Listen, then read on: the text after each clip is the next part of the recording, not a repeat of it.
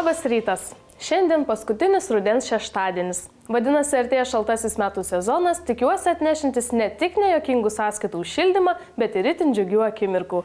Na, kol jokios sąskaitos jūsų žiemiškos nuotaikos nesugadino, kviečiu pažiūrėti, ką mes jums paruošėme šią savaitę. Šiandien laidoje matysite akimirkas iš Klaipėdoje vykusio teatrų festivalio Aitvarai ir sužinosite, kaip Uostamiesčio bei Šiaulių miesto studentai jau antrą savaitę minėjo Tarptautinę studentų dieną. Tačiau pirmiausia, trumposios akademinės naujienos. Studentų miesteliuose dalinimosi automobiliu aikšteles atidarę paslaugos City Beat teikėjai dovanoja studentams kiną po atviru dangumi. Į nemokamo kino seansus galėsite atvažiuoti automobiliu, o filmą žiūrėti iš jo netgi neišlipus. Studentai dalyvaudami šiuose kino seansuose prisidės prie socialinės kampanijos Stabdyk arklius, kuria siekiama paskatinti saugų vairavimą. Nemokamų kinų po atviru dangumi galėsite mėgautis jau trečiadienį, gruodžio 4 dieną Vilniuje. Trečiadienį Vytauto Didžiojo universitete prasidėjo fortepijono meno simpoziumas Pianistas 21 amžiuje. Tai naujų iššūkių ir sprendimų laikas, kuriame svečiuosis paskaitas skaitys ir meistriškumo pamokas ves pianistas, tarptautinių konkursų laureatas, prestižinės Džiuliardo mokyklos profesorius Julianas Martinas. Simpoziumas vyks iki gruodžio 2 dienos. Klaipėdos universitete visą savaitę šurmuliavo moksleiviai. Čia tapti studentais bent savaitę panoro daugiau nei 700 Uostamiesčio moksleivių. Paryžius jau antrus metus studentams išlieka geriausiu miestu pasaulyje. Tai rodo šią savaitę paskelbti tyrimo rezultatai. Jais remiantis nuo Paryžiaus pagal garsiausius pasaulio universitetus ir mažus mokesčius už mokslą atsilieka netgi Londonas. Klaipėdos universitete lankėsi atstovai iš mokslo ir studijų stebėsenos ir analizės centro bei švietimo ir mokslo ministerijos. Čia jie universiteto darbuotojams pristatė Lietuvos sumaniosios specializacijos strategijos prioritetinės kryptis ir veiksmų programas bei jų integracijos galimybės. Išsamiau apie tai reportaže. Klaipėdos universitete vyko seminaras Slėnių veiklos sąsaja su Lietuvos sumaniosios specializacijos prioritetinėmis kryptimis. Šio seminaro tikslas buvo apsvarstyti ir aptarti, ką jūrinis slėnis gali suteikti Lietuvos sumaniosios specializacijos strategijos prioritetinėms kryptims ir veiksmų programoms bei jų integracijos galimybės 2014-2020 metų ES struktūrinių fondų finansavimo laikotarpiui. Technopolis Group atstovo dalyvavusio seminare teigimu, sumaniosios specializacijos procesas yra labai svarbus. Mes patenkame į laiką, kuomet Europoje bus pasiekiamas naujas finansavimas 2014-2020 metais.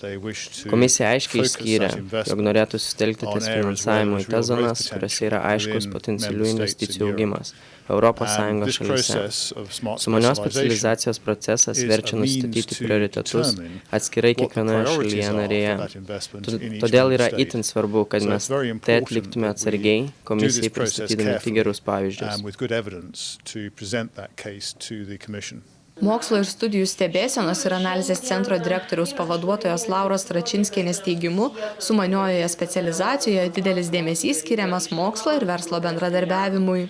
Sumani specializacija tai yra ES tam tikros gairės, kaip reikėtų susiplanuoti ir nusistatyti prioritetus, į ką numatomos yra planuojančios investicijos į MTEP infrastruktūrą, į mokslinius tyrimus ir į verslo bendradarbiavimą. Pagrindinis yra fokusas, tai yra akcentuoti du pagrindinius polius, tai yra mokslą ir verslą, kad jie sutartų dėl pagrindinių tyrimų ir kad tie tyrimai būtų vėliau įveiklinti ir komercionalizuoti Lietuvos rinkoje arba už jos ribų.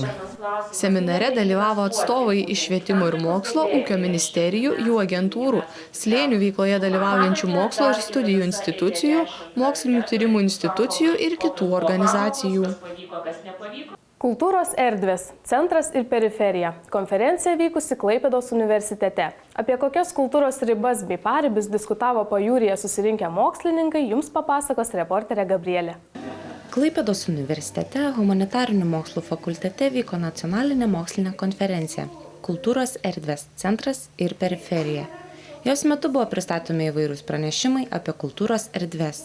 Klaipėdos universiteto humanitarinių mokslų fakulteto profesorius daktaras Petras Bielskis tikino, kad konferencijoje didelis dėmesys buvo skiriamas pokyčiams vykstantiems kultūros erdvėse.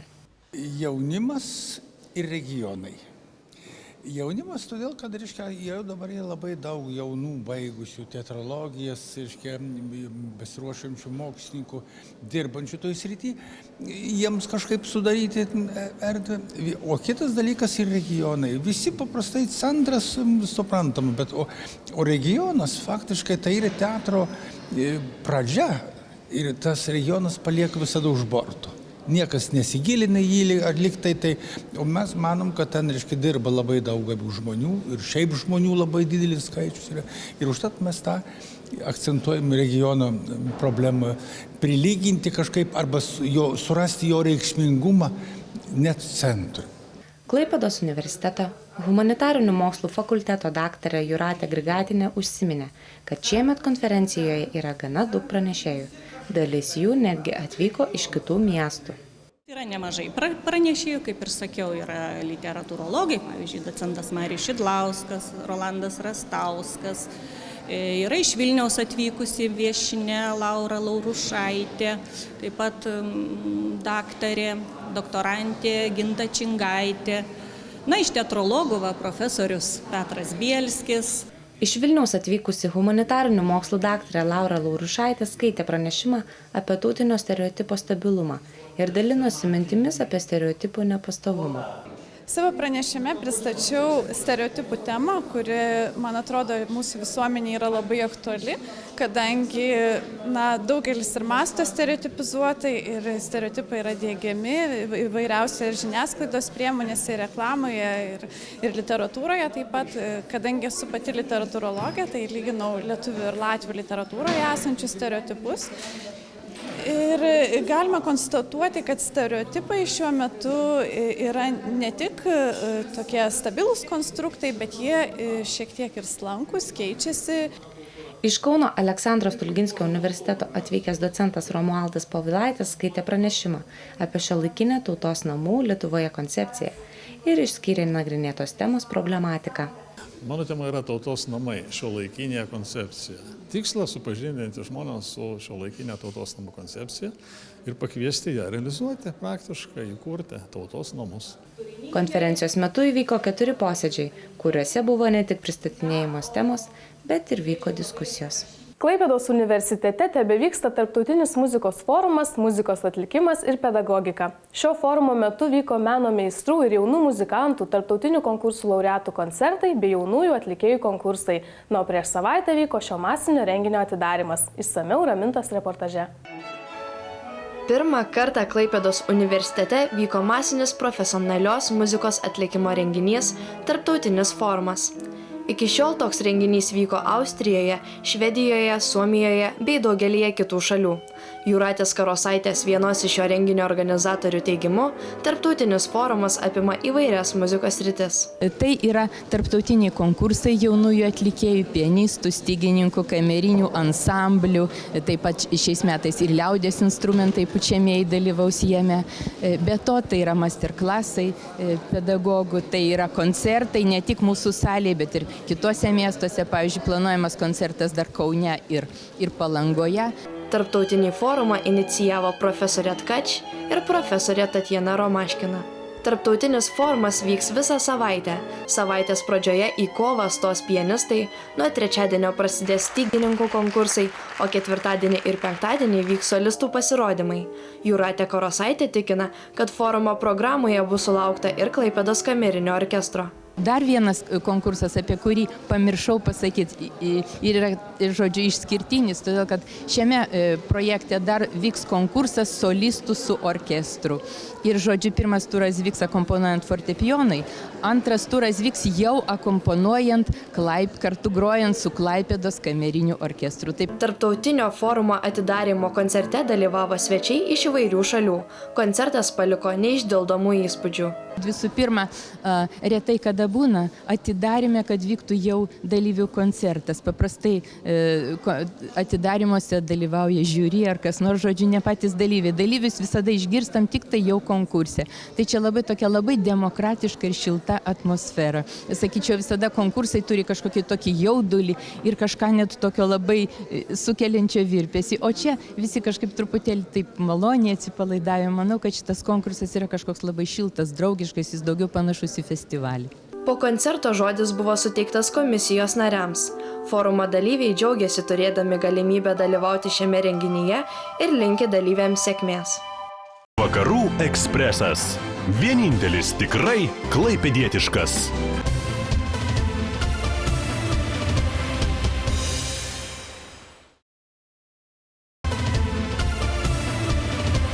Kultūra kaip būtis. Žmonės, įvykiai, kontekstai. Nauja Klaipėdos universiteto dėstytojo Kęstučio Meškio knyga. Kas rašoma šioje knygoje ir kaip vyko jos pristatymas, išvysite reporterės Šarūnės parengtame reportaže.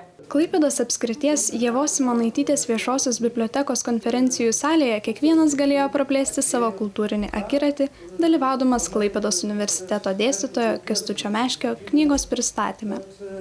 Kultūra kaip būtis, žmonės, įvykiai, kontekstai. Knyga, kurią pats autorius vadina intelektualinio bastūno tinklaraščiu.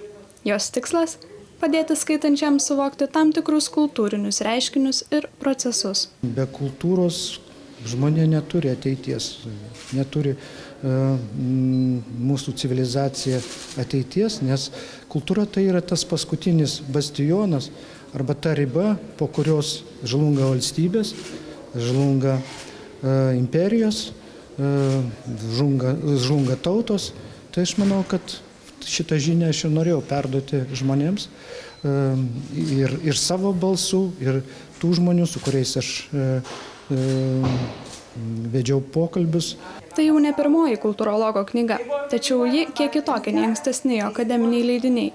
Kaip teigia knygos autorius, šįkart buvo stengtasi pažvelgti ne tiek teoriškai, kiek praktiškai. Kitos knygos, kaip aš sakau, jos daugiau tokios akademinės, teorinės. Šita knyga tarsi atspindi tos teorinius postulatus ir teorinės nuostatas, kurias bandžiau tuose akademinėse knygose išdėstyti. Tai yra tarsi tų teorinių nuostatų praktinė kažkokia išraiška. Pristatyme dalyvavo ir savo nuomonę išsakė rašytojas, psichologas daktaras Vytautas Čepas. Jo teigimu, ši knyga tikrai vertinga ir įdomi. Gera įdomi knyga, kaip vaivorykštė. Ten ir jau paties apsakymai yra, apie kurią šiandien nekalbėjome, yra interviu. Man ypač patiko interviu, nes tikrai tai yra intelektualaus žmogaus interviu su intelektualiu žmogumi. Nes apskritai interviu tai yra toks menas, tai kaip dvikova. Kaip klausantis kovoja su ta, kuri turi atsakyti, o tas su tuo, kuris klausia. Ir čia turi būti labai lygus svoriai, nes labai aiškiai matosi, jeigu svoriai nelygus, tai interviu yra neįdomus. O čia visi sudėti yra labai tikrai įdomus ir su labai įdomiais žmonėmis. Naujoji Kęstučio Meškio knyga sulaukė gausaus jo darbais besidominčių žmonių dėmesio. Pristatymo metu buvo prieita išvada, kad ši knyga pasitarnaus ne tik kultūrologams, bet ir kiekvienam intelektualiam skaitytojui. Ar kada pagalvojote, kad mokslas ir menas gali būti susiję? Įstaigos Mokslas ir menas iniciatoriai į Pajūrį atvežė parodą Art and Science. Apie tai, koks menas slypi moksle, reporterės Ramintos reportaže. Klaipėdos technologijų parke eksponuojama paroda Art and Science. Joje eksponuojami geriausi konkurse dalyvavę moksliniai darbai, kuriuose įžvelgiamas menas. Art and Science sumanytojai Mokslas ir menas įstaigos iniciatoriai. Apie pačią idėją surengti parodą laidai Universitetai LT pasakojo mokslo ir meno direktorė Vaiva Kulbokaitė. Idėja kilo dar besikuriant mokslo ir meno organizacijai. Tai buvo prieš 3 metus iš tikrųjų kilusi idėja ir mes tą idėją taip nešiojam savo galvose ir ilgai mąstėm, kaip būtų galima įgyvendinti. Ir štai pasitaikius progai, kai buvo paskelbtas mokslo populiarinimo renginių finansavimas, nusprendėm visgi pamėginti įgyvendinti tai. Paroda išsiskiria netradiciniais eksponatais. Vaivos Kulbokaitės teigimu, eksponatus galima priskirti tiek meno, tiek mokslo sritims. O parodos metu lankytojai galėjo išvysti 10 geriausių atrinktų darbų iš tų mano minėtų 70. Ir pagrinde tai buvo vaizdai gauti per atitinkamas aparatūras, jų pagalba, arba per mikroskopus, bet tokius elektroninius, ne tokius kaip mokyklai turėjom, arba per kitų instrumentų pagalbą išgautus vaizdus, kurių paprastai nematome savo akimis. Ir tie vaizdai iš tikrųjų yra tokie atraktyvūs, spalvingi, kurie galėtų netgi prilygti meno kūriniui, tačiau mes jų netraktuojam kaip meno kūrinio, kadangi jų pagaminimo tikslas yra kitoks. Pagrinde tai buvo iš laboratorijų tyrimų metu gauti vaizdai. Aišku, galbūt paryškintos spalvos kontrastas ir panašiai, kad gražiau tiesiog atrodytų.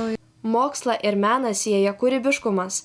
Tiek moksle, tiek mene jo labai reikia. Abiejose srityse labai svarbus intelektualus žmogus, mąstantis ir stebintis aplinką. Komisijos narė Viktorija Vaitkevičienė džiaugiasi galimybę bendradarbiauti rengiant parodą. Labai patiko šitas projektas, labai graži iniciatyva, labai tikimės, kad ji bus tęsiama ir toliau ir galbūt rasime ir ateityje galimybių bendradarbiauti ir toliau nešti žmonėms žinią apie mokslą ir apie meną. Iš 70 gautų darbų buvo atrinkta 10 geriausių, kurie ir keliauja po visą Lietuvą. 3 darbų autoriai buvo pakviesti į Britų tarybą Lietuvoje ir apdovanoti Britanijoje išleistomis knygomis apie mokslo ir meno bendrumus. Ši paroda keliauja po visą Lietuvą. Nors Tarptautinė studentų diena jau praėjo, tačiau studentai tikrai nenustojo švęsti. Laidos Universitetai LT reporterės lankėsi Tarptautinės studentų dienos renginiuose. Kaip studentai jau antrą savaitę minėjo savo dieną, pamatysite jau visai netrukus. Tarptautiniai studentų dienai skirtų renginių ciklą tęsia pokerio turnyras. Vėlų pirmadienio vakarą daugiau nei 80 pokerio aistruolių susirinko po vienu stogu, kad išsiaiškintų, kuris iš jų vertas nugalėtojo vardo. Pagrindinis pokerio turnyro tikslas – sujungti aukštųjų mokyklų studentus, skatinant juos bendradarbiauti.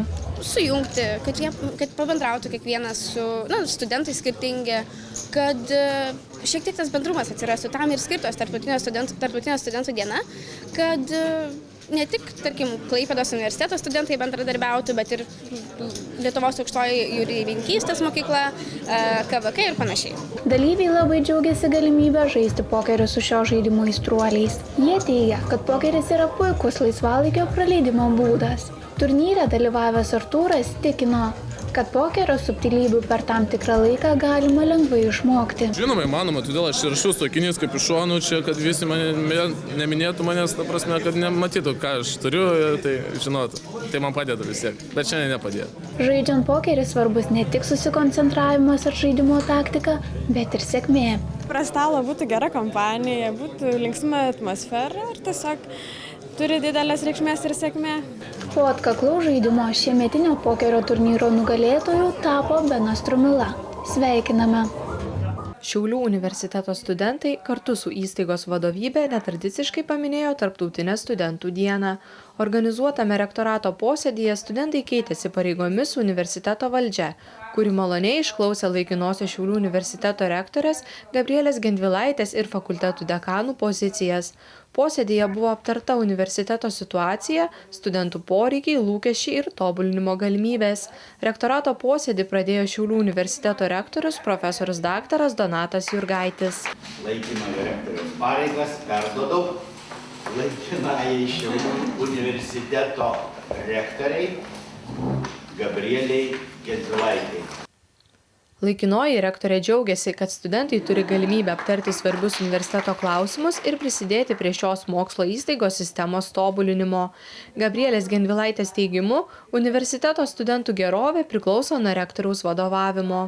Šiandien išskirtinė diena, iš turbūt vienos atsakingiausių padėčių, tai būnant rektoriumi. Tai iš tikrųjų būnant vadovu universitetas būtų ryškus, o studentų studijuojantis čia patenkinti ir išeinantis iš universiteto pakelta galva. Laikinai rektoriai Gabrieliai Gendvilaitei svarbiais universitetui klausimais talkino ir kiti laikinieji fakultetų dekanai. Daugelis jų išsakė savo tvirtas pozicijas, pabrėždami Šiaulių universiteto stiprybės. Tokias aktualias temas, kaip tobulinti studijų mobilumą, tobulinti mokslinių rezultatų pritaikymą, laikinieji dekanai aptarė kartu su tikraisiais savo sričių atstovais. Bendru nutarimu prieita prie išvados, kad studentų aktyvus dalyvavimas universitete yra svarbus faktorius, lemintis sėkmingą universiteto sistemą. Klaipėdos universitete vyko Lietuvių filologijos ir režisūros specialybės absolventų mokyklinių teatrų festivalis Aitvarai. Festivalio dalyviai rungėsi dėl pereinamosios katedros taurės. Kas ir kokius spektaklius pristatė uostamiestyje, išvysite Živilės reportaže. Klaipėdos universiteto menų fakultete šurmuliavo Klaipėdos miesto mokyklų teatralai. Visi sugužėjo į mokyklinių teatrų festivalį Aitvarai.